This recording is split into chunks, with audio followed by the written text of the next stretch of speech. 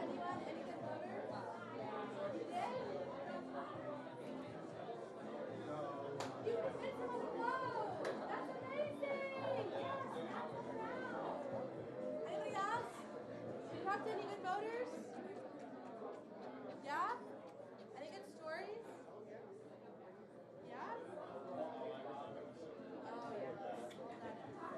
That's not the good stuff. I'm really sorry, but I'm happy to talk after. He got one of my records, right? Oh, yeah. I used to love to be with girl.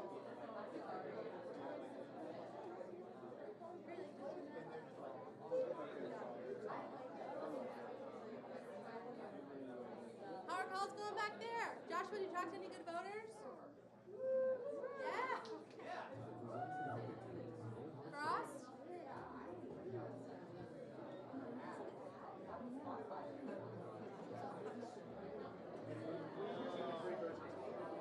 You gotta get that premium.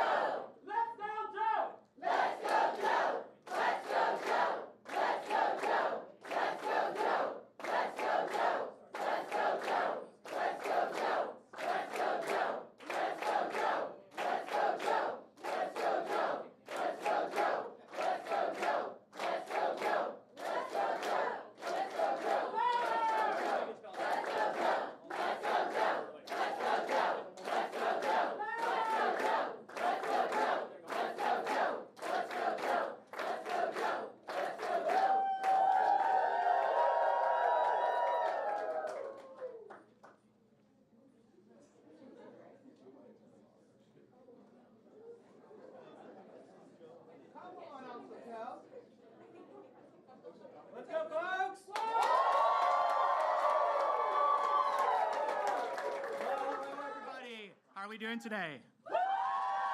One more time, how are we doing today? All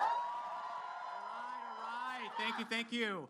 For our virtual audience, we're joining you live from Democratic Party headquarters. My name is Jose Nunez, and I have the honor to work as the organizing director for the Democratic Party. Thank you. I'm originally from San Antonio, Texas. It's actually where I first started my organizing journey. I also want to thank all of our volunteers and our organizers joining us today from all across the country in person and virtually, many of whom who have been with us since the Biden-Harris campaign in 2020. Can we get a round of applause for our volunteers?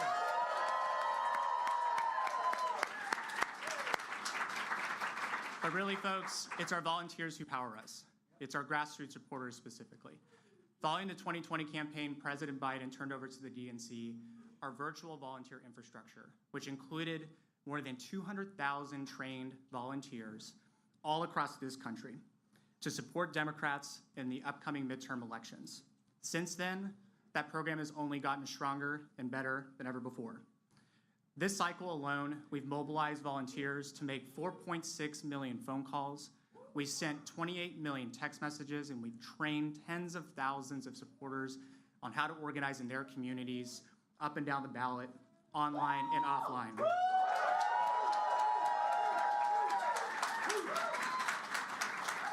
We've also been active in races like the August 2nd abortion amendment vote in Kansas, and down ballot races in states like Pennsylvania in 2021 off-year elections.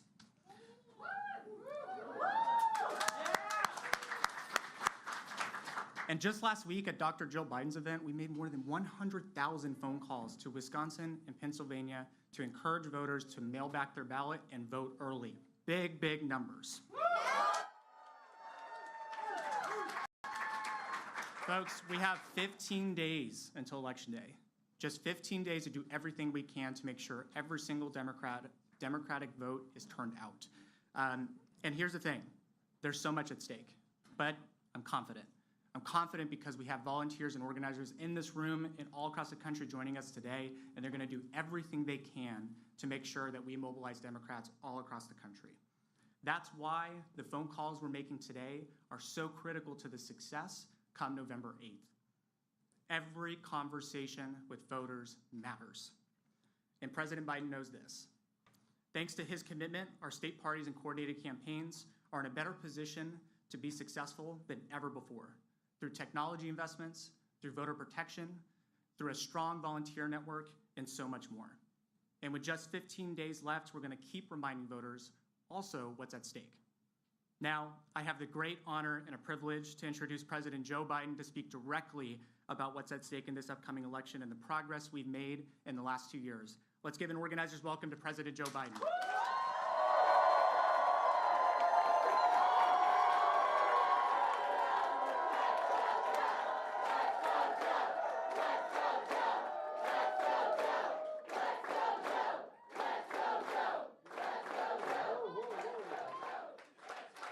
Thank you. Please take a seat if you have one. I came today for 2 reasons. The first, and maybe most important, to say thank you, thank you, thank you, thank you. If we get people out to vote, we win. We get people out to vote, we win, and you're getting them out to vote.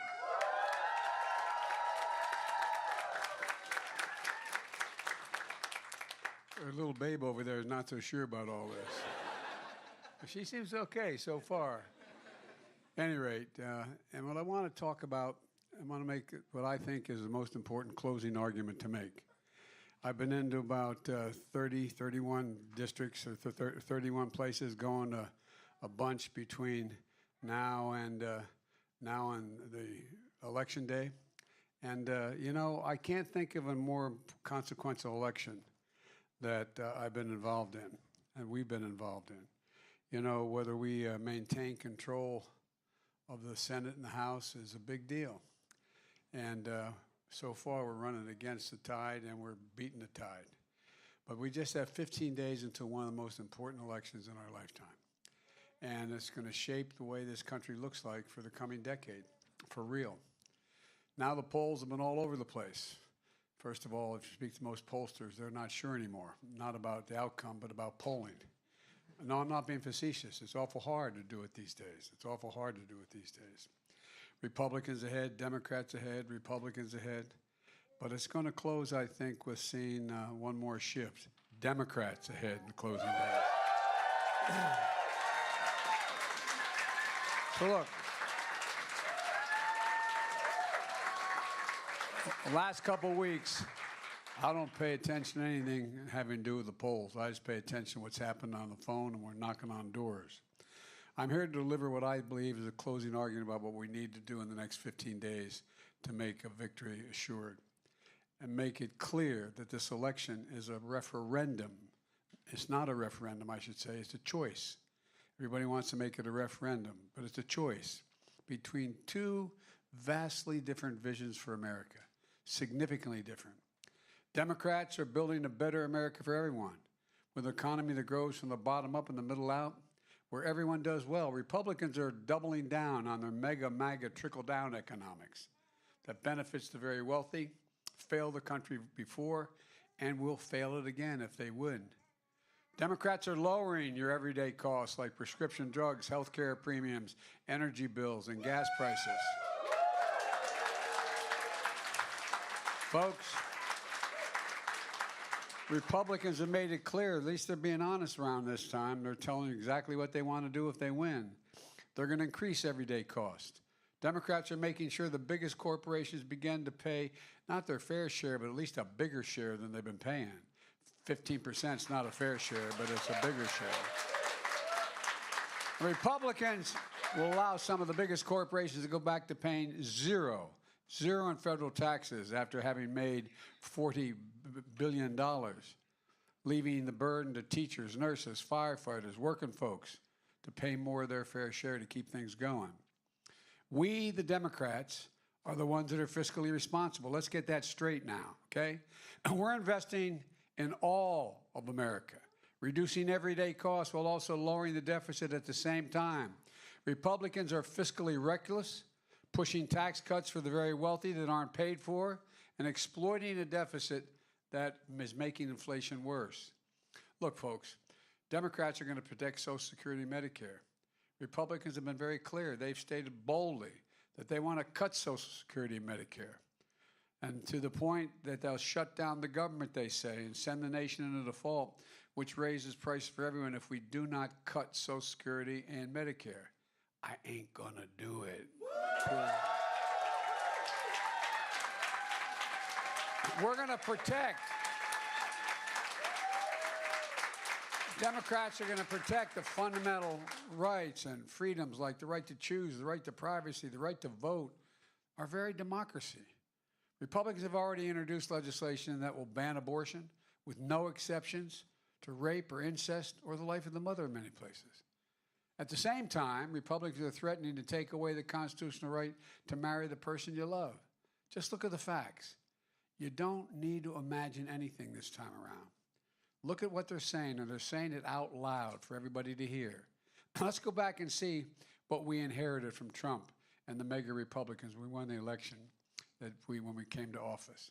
We inherited a nation in crisis, the pandemic with no end, an economy on the brink, a national debt that they increased in their short time by $8 trillion. And because of the inaction of incompetence of the COVID was running and ruining American lives. Look at how far we've come. 20 months ago, COVID ruled our lives. Today, infections are down 80% from when we took office. Deaths are down 90%. And we did it together, one of the biggest public health efforts ever undertaken in the United States of America. We went from 2 million to 633 million shots administered in people's arms.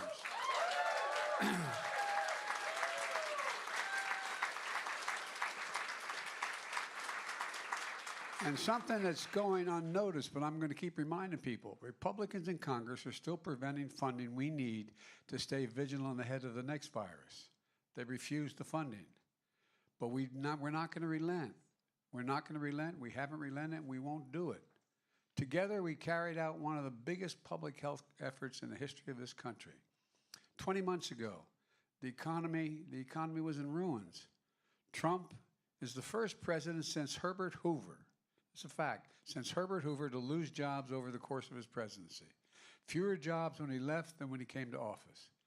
We created, with your help, 10 million new jobs so far.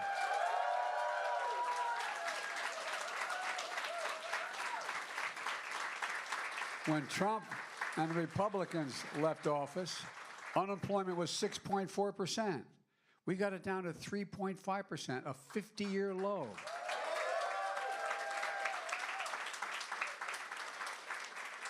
On his watch, literally hundreds of thousands of small businesses were closing.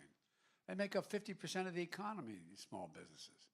Today, we have the highest number of people applying to start small businesses than ever during an economic recovery, ever. And you all know I was determined, with your help, to bring back manufacturing back to the United States instead of companies going overseas for cheaper labor. On Trump's watch, American manufacturing was hollowed out. On my watch, Made in America isn't just a slogan, it's a reality. It's a reality. 700,000 manufacturing jobs in advanced technologies, with companies like IBM and Intel investing billions of dollars to build industries, the future here in America. Later this week, I'm going up to Syracuse, New York, where I went to graduate school. My deceased wife was from. You know, where the little company called Micron's investing $100 billion to build semiconductors. The biggest investment of its kind in our history. We passed the most consequential infrastructure bill since Eisenhower's interstate highway system. We're building our roads, bridges, ports, airports, delivering clean water, high-speed internet to every American, and we're just getting started. You know, we had Infrastructure Week, and it kept having it, nothing happened. Now we got Infrastructure Decade. We got enough money to do this for a decade.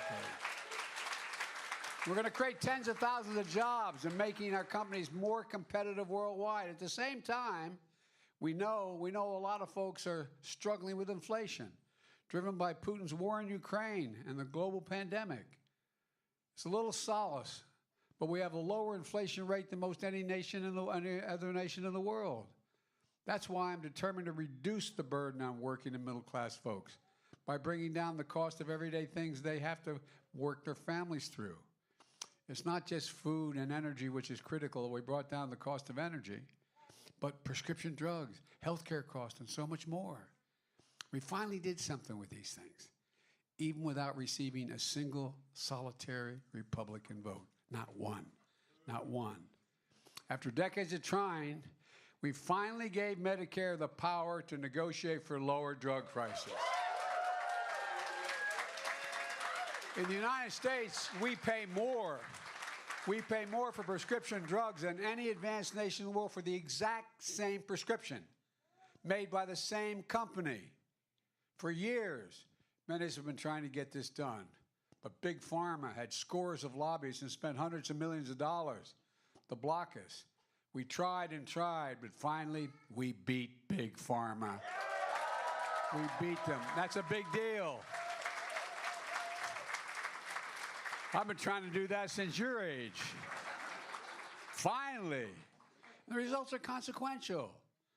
We're putting, for example, some of you have grandpops and grandmoms and moms and dads who have serious health care problems and need prescriptions that cost a lot of money.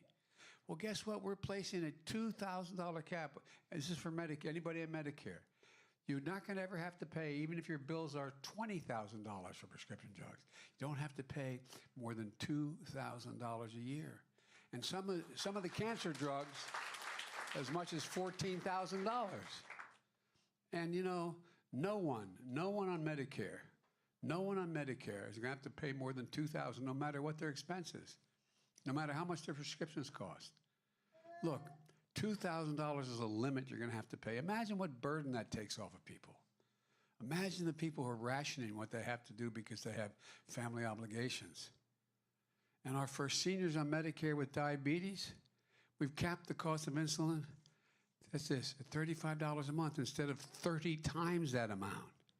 There are tens of thousands of Americans with diabetes struggling to pay for the insulin and badly needed to stay alive and to stay healthy, including hundreds of thousands of young children with type 2 diabetes. But you know how much it costs to make that insulin? 10, T-E-N, dollars. 10. It's outrageous. So we wanted to cap it for everyone, including not just those on Medicare, for everyone.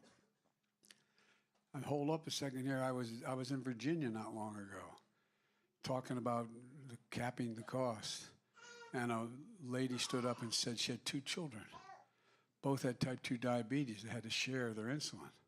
They couldn't afford it because it was costing, I forget the number they had. I think it was $600 a month. She had no insurance. How do you look at your child? Not a joke. My dad used to say everybody's entitled to have dignity. How do you look at your child knowing you can't afford something that's basic to their health? Because it costs so much money. We wanted to cap that cost for everyone, including the hundreds of thousands of children with type 1 diabetes. But Republicans blocked it. We got the Medicare piece through, but they blocked it for everybody else. But guess what? We're going to get it next time out. No, we are.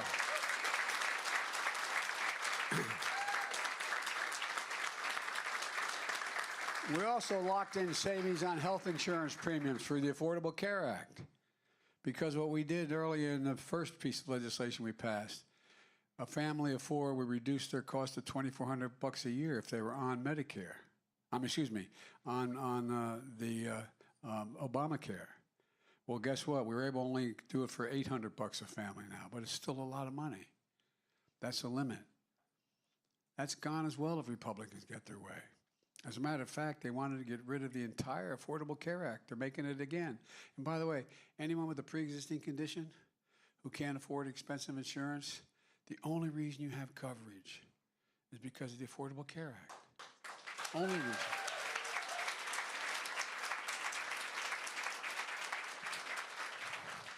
No, I know it doesn't matter to an audience, a young audience like y'all, but we passed the biggest investment in climate ever to save the environment. And by the way,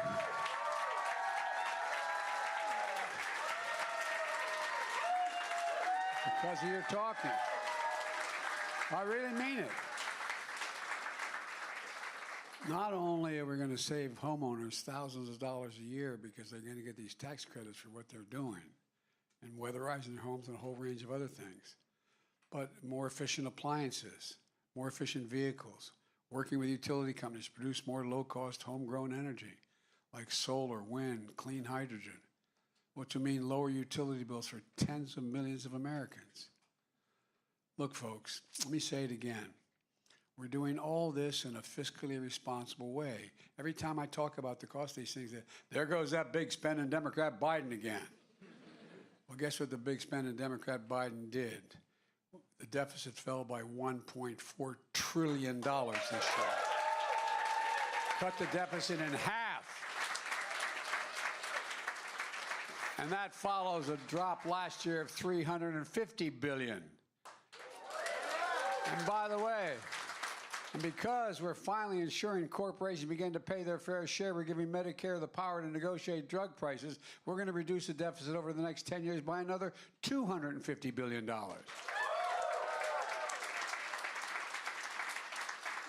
Look, folks, a big part of that's because we're finally making the biggest corporations begin to pay their fair share. In 2020, 55 of the wealthiest corporations of the Fortune 500 paid zero in federal taxes, and they made $40 billion. Well, thanks to Democrats in Congress, I signed into law a 15% corporate minimum tax. Just 15%. And by the way, I'm keeping my campaign commitment I made when I ran. No one earning less than $400,000 a year will pay a single additional penny in federal taxes. And they haven't.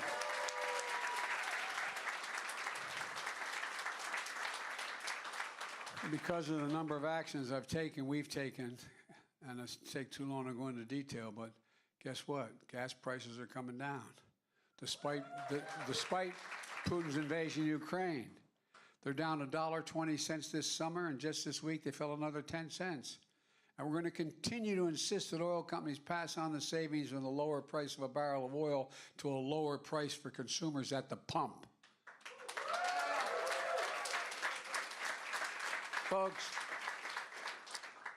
I've said from the beginning that my objective is to build an economy from the bottom up, giving everyone a fair chance. When we do that, everybody does well. The poor have a ladder up, the middle class gets ahead, and the wealthy still do very, very well. Now ask, what's the Republican plan? Not a joke.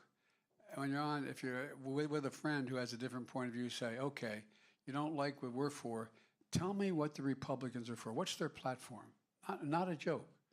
What are they running on? If they win, what do they say they'll do? Well, I have to hand it to it. As I said, they're saying it out loud. They're so confident they're going to win, they're saying it without an ounce of shame. Just listen to, and let's name names. Kevin McCarthy, Republican leader of the House, and his fellow MAGA Republicans say their number one priority, if they win control of Congress, will do the following. Give the power we just gave to Medicare for lower drug prices back to Big Pharma and raise drug prices. No, by the way, I know this sounds like it's almost like you're making it up, but this is what they're saying. This is what will happen. The $2,000 cap on prescription drugs for seniors, gone. Gone. $35 a month cap on insulin for seniors that we passed the Inflation Reduction Act, gone. Savings on health care premiums, $800 a year for millions of Americans in the Affordable Care Act, gone. And of course, they're still determined to repeal the entire Affordable Care Act. That means an end to the protections for tens of millions of people who can't afford health insurance because they have a pre-existing condition. That's gone as well if the Republicans get their way. The most aggressive action to deal with global warming, gone. Corporate minimum tax I just signed into law, gone. Look, you know Republicans love to call Democrats big spenders and claim that we are for, and they claim they're for less government spending. Well, give me a little break here. Just look at the facts. The federal deficit went up every single solitary year in the Trump administration, went up every year. It went up before the pandemic. It went up during the pandemic. It went up every single year on his watch. And one big reason for that is they voted for a $2 trillion Trump tax cut, which overwhelmingly benefited the biggest corporations and the wealthiest Americans. And it racked up significant deficits. Not a penny was paid for. Now Republicans in Congress are doubling down on their mega MAGA commitment to implode the deficit again. Just last week, Republicans leaders said if they get their way, they're going to extend the Trump tax cuts, which go out of existence in 2 years. Folks, put the entire Republican plan all together, and they would add $3 trillion to the deficit. $3 trillion. That's their plan. Massive deficits that are reckless and irresponsible. Republican plan is to will make inflation worse, not reduce it. Let's talk about Senator Rick Scott, the senator from Florida.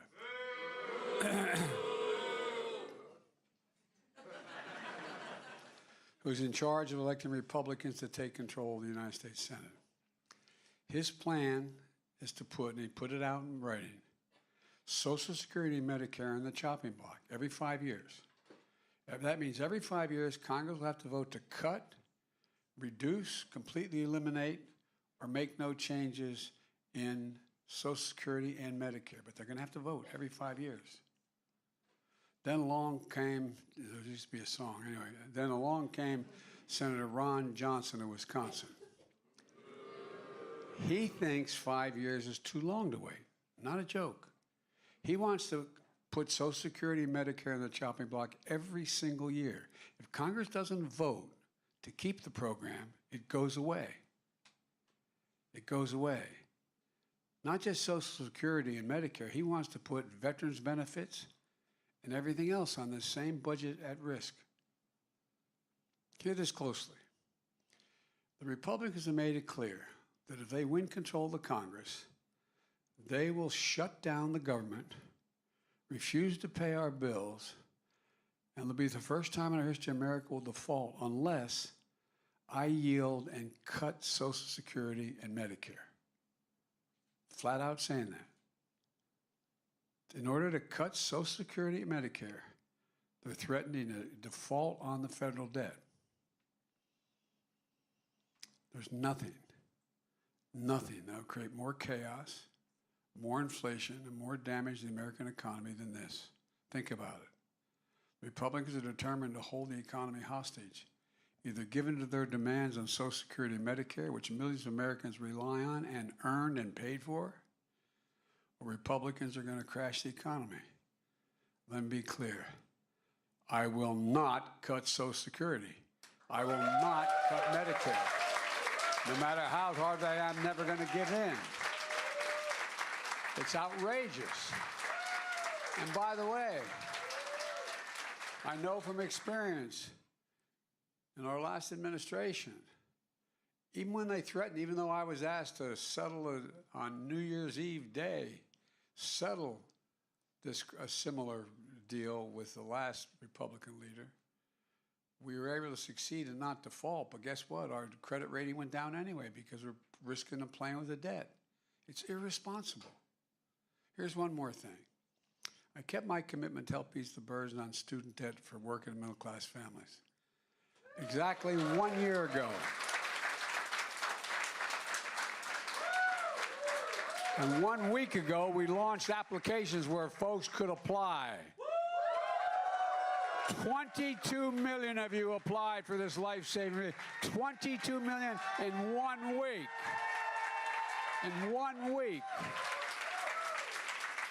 And the Republican response? Sue the federal government and block that relief. No, that's what they've done. I mean, think about this. That's MAGA, trickle-down politics in the extreme. I'll never apologize for helping working and middle-class folks and Americans as they recover from the pandemic, especially not the same Republican officials who voted for a $2 trillion tax cut that mainly benefited the wealthy and wasn't paid for. I don't want to hear it. I don't want to hear it from these guys. Look, folks, and by the way, if I can divert for another second, the same people in the Congress who really hollering at me saying I'm wasting money, allowing you, if you had a Pell Grant, to get another, debt relief from your debt up to, and by the way, the average person getting his debt relief makes less than 75 grand a year. Okay, they say that's outrageous, but you know the program where you allow people, the PPP program, to get money back if their business were in trouble. Well, you have, I think it's 4 or 5 Republicans were published in the print, in the paper, who got from $2.1 million relief to $187 million. I forget the exact number. And they made no apologies for that. They thought it's okay for them to get that relief for their business. But you breaking your neck and getting caught in the middle of a crisis, you can't get any relief for the debt. And guess who's going to grow the economy more? An educated public or those guys? Folks, look, I don't know who they think they are. You know, that's the whole MAGA trickle-down policies. Give Big Pharma the power to increase drug prices. Cut taxes for the wealthy, but cut Social Security, cut Social Security and Medicare for seniors. That's a great trade on cuts. Threaten the very foundation of American economy, that if we don't meet their demands, they're going to shut the place down. And then they talk about inflation. Everything they'll do is going to make inflation worse. Folks, 15 days. 15 days. The choice couldn't be clearer. The stakes couldn't be higher. I know we can meet the moment. And on the young people of this nation, all of you in this room, let me say, I've always believed your generation, and I've said this from the beginning, the reason I ran, represent the best educated, most talented, least prejudiced generation in American history. And now we face an inflection point. One of those moments that comes along everywhere from 2 to 6 generations, where there's so much change happening, technologically, politically, socially, environmentally, that the decisions we make today are going to determine the future of our nation and the future of your generation for the next 30 years. Not a joke. But your generation is not going to be ignored. You're not going to be shunned. You're not going to be silent. Just look what happens when you speak out. 2 years ago, perhaps many of you voted for the first election ever in your life. You understand the choice and the stakes. And because you exercised your vote, Donald Trump was a defeated former president of the United States.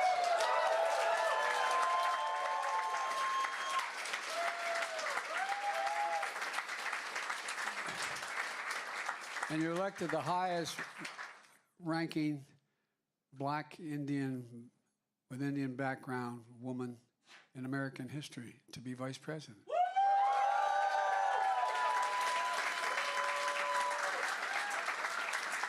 And since then, with your help, you've delivered enormous progress to the nation. The most significant gun safety law in nearly 30 years. And by the way, I'm coming back. I'm going to ban assault weapons again. I mean it.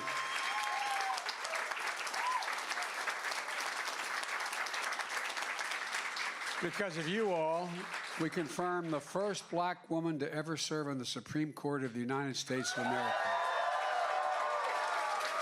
We confirmed more appellate federal judges who are black women than all other presidents combined. Let me be clear, Republicans are going to pass a national ban on abortion if they control the Congress.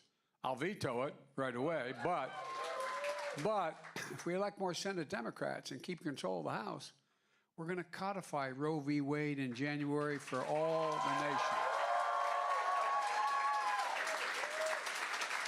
You have that power with your vote. Let me close with this. Over the last few years, we've faced some of the most difficult challenges in our history. And we're making real progress, despite opposition from powerful special interests and extreme Republicans. And by the way, I served a long time in the Senate with a lot of conservative, decent, honorable Republicans who played by the rules. Sometimes they won, sometimes they lost. They're decent, honorable people. And there's still some of them there. But this is a different breed of cat, this MAGA Republican group. I really mean it. 15 days, we're going to make a choice about whether we go forward or backwards. It's that practical. The power's in your hands. I mean, it really is. You can do this. We just need to vote. Get out the vote. And if we do, I truly believe we're just getting started. And that's because I've never been more optimistic about America's future than I am today. And that's not hyperbole. I give you my word. I believe that. We have to remember who we are, for God's sake. We are the United States of America. There's nothing beyond our capacity. We set our mind to it, not a joke. You know, I was with Xi Jinping in the Tibetan Plateau. I spent more time with Xi Jinping than any other leader in the world. Over 78 hours worth on the 8 or 10 of those on the phone and the rest in person over the last 12 years.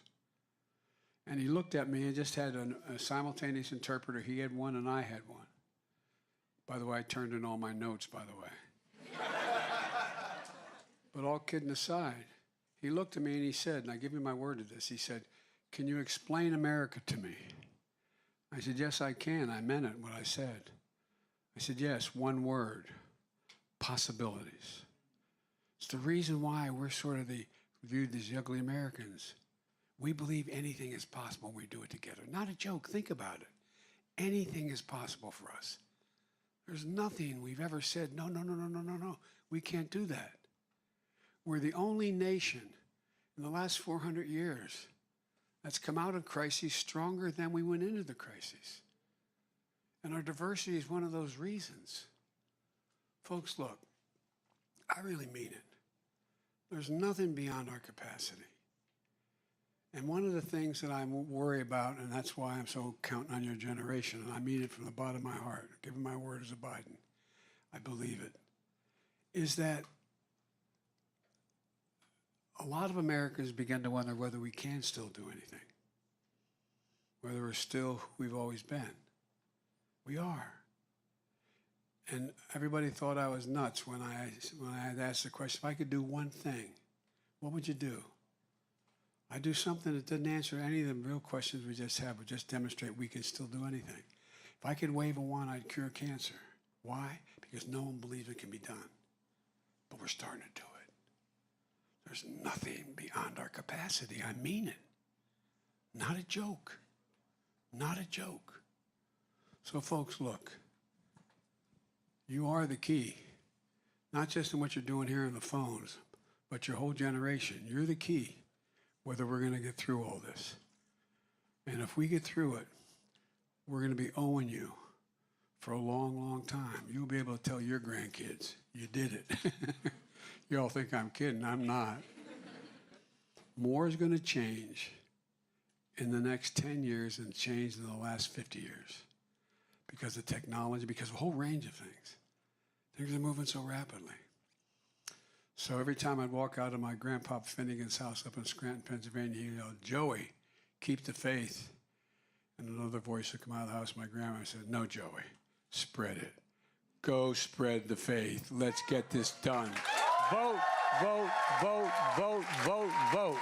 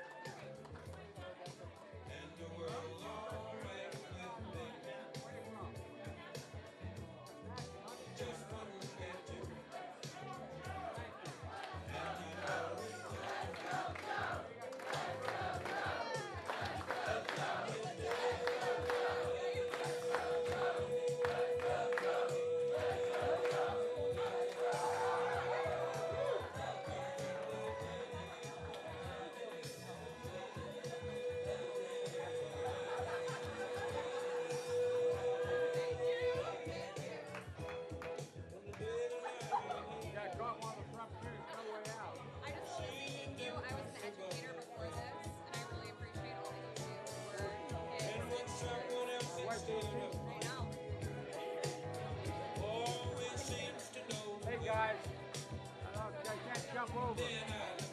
That's all right. What's your name? Hi, I'm Mom. Can we take a selfie? Sure, you can take selfies. Let me have it. Oh, you want to take it? Have a good day.